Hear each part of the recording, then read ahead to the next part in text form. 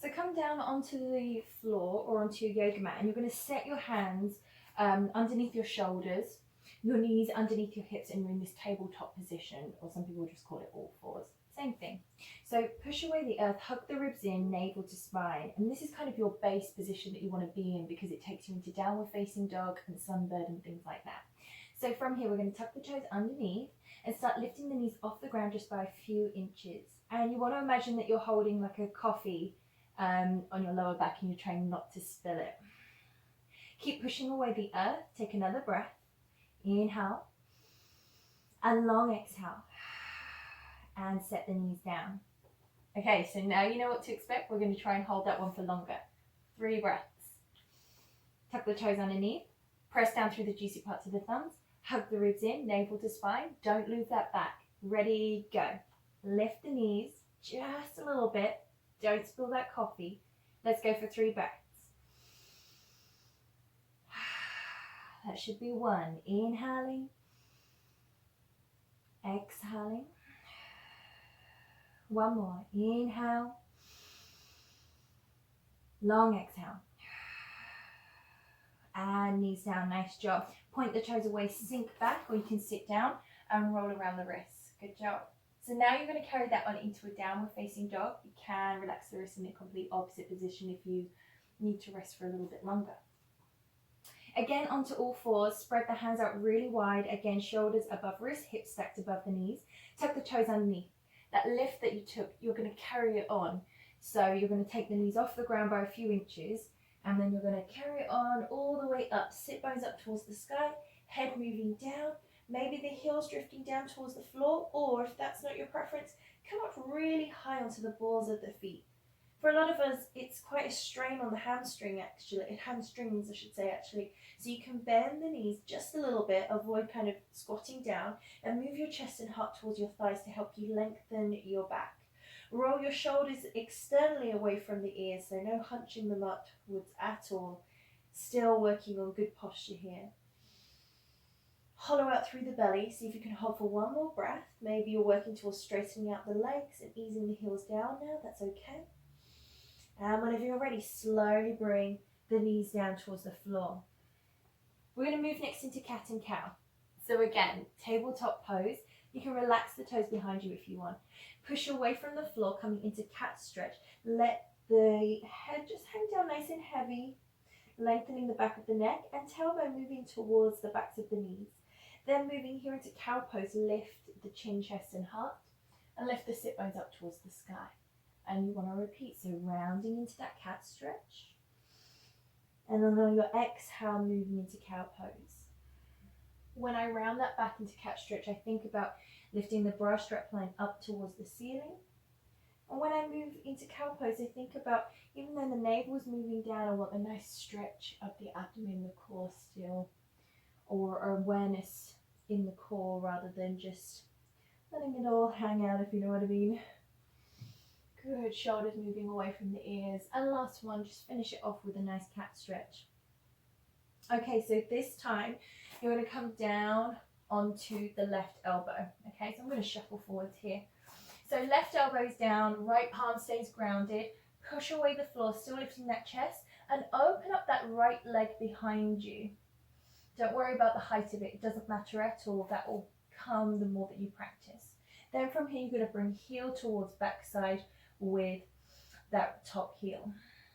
Keep pushing away the floor. I can feel I'm kind of just dipping a little bit here with the back, so I'm going to hug the ribs in, and I feel a lot stronger doing that.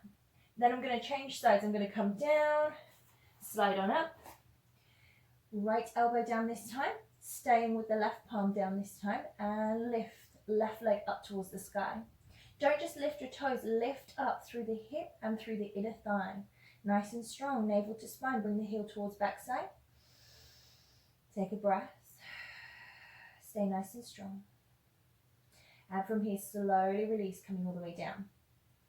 Okay, so this time around, you're going to slide up and you're going to switch again. So left elbow is down, right palm is grounded, and you've got right leg towards the back again. Heel towards backside, you've already been here, and this right knee is going to circle round. So it's going to create circles here out towards your right hand side, and they'll be kind of, I say circles, they'll be irregular shapes, but it's absolutely fine. You're just wanting to mobilize the hips. You roughly want about 6 on both sides. Good. And change whenever you're ready. Slide on up. Right elbow down, left palm stays grounded. Extend that left leg up towards the sky. Heel towards backside. Push away the floor and find your rotations. Again, about 6 is pretty good. You can move slower than I am. That's absolutely fine. Then come down. We're going to push back into child's pose. So allow the knees to really open up, bring the big toes together. Sink the buttocks down as far as you can.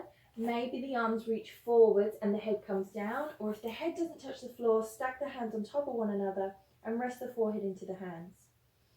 Close the eyes. You want to be here for about 3 breaths.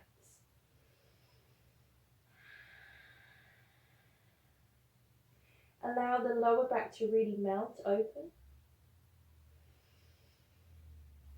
Really try and stretch the arms and the body forwards as the hips sink back and down. And whenever you're ready, slide on back up so that you're on all fours. And again, you're going to come into downward facing dog. So shoulders above wrists, hips stacked above knees, tuck the toes underneath, get that lift. You can feel everything working hard right there, and continue lifting the hips up, lowering the head down, maybe the heels drifting down, or again, lifting the heels up is really nice. Remember your shoulders, roll those away from the ears, and maybe a little bend in the knees. If you're really hypermobile in the back and the head can just drop down towards the floor, I want you to focus on hugging the ribs in a lot more instead of just letting everything dump down towards the earth. Maybe give the head a little movement here side to side, so that way you don't get stuck in a certain position if you're prone to a stiff neck. Come down onto the knees, sink back onto the heels, roughly into hero's pose. You can point those toes away, or you can tuck the toes underneath, which is really nice for stretching out the soles of the feet, plantar fascia. Roll around the wrists.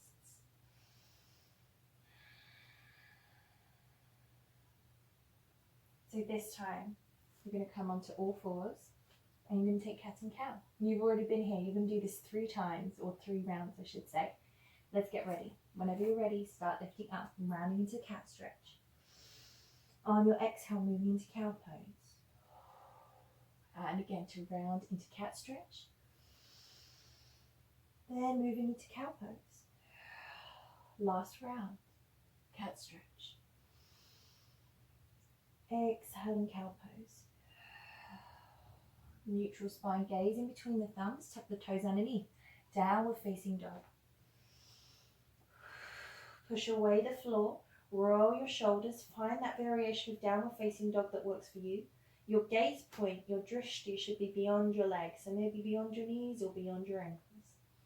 From here, slowly come down, back onto the knees. Set that left elbow down, so it's underneath the shoulder, remember. Just keep the right palm grounded and right leg up towards the sky. Heel towards backside. Begin your circles. Circling round, working the hip. Navel to spine. Keep pushing away the floor, lifting that chest and heart. And when you're finished, come down, push back up, change sides. Down with the right elbow, press down through that left palm. Open up that left leg. And from here, start circling. Knee bends, of course. And begin to really awaken those hips. You might feel it in the glutes. You might feel it in the core. You might be feeling it kind of everywhere. That's a good thing. That's it. And when you're done, you're going to set that knee down, come back onto the palms, open the knees out nice and wide, big toes touch together, and sink the hips back. And you're in child's pose. Well done.